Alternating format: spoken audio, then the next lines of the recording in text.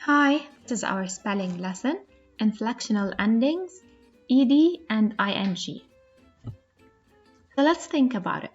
When we add ed or ing to some words, do we have to change anything in the word?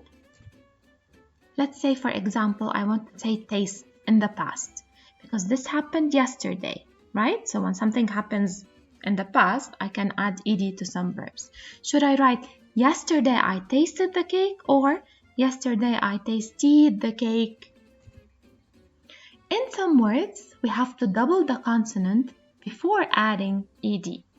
For example, when I want to say rip in the past, I double the consonant, the P, and then I add ed. So rip, ripped.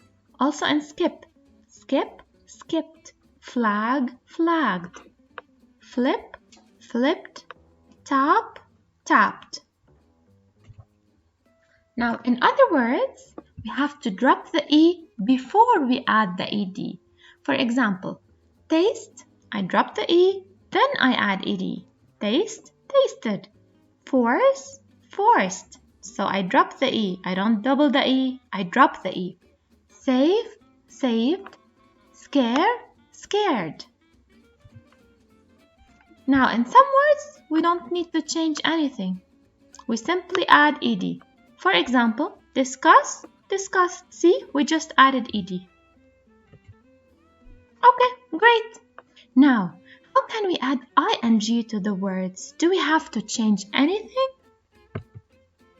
While in some words, we have to double the consonant before adding ing. For example, rip, ripping.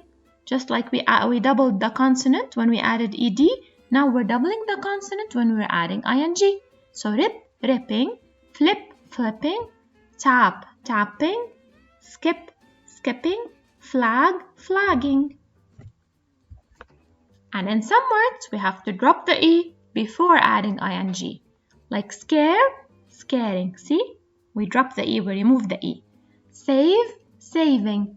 Force, forcing. Taste, tasting. In some words, you don't need to change anything. You simply add the ing. Just like we said, discuss, discussing. So these are the spelling words that you have to study. Flag, flagging, flag. Force, forcing, forced. Save, saving, saved. Tap, tapping, tapped. Taste, tasting, tasted. Rip, ripping, ripped. Save, saving, saved. Discuss, discussing, discussed. Skip, skipping, skipped. Flip, flipped. Okay, so here it should be flipping, flipped.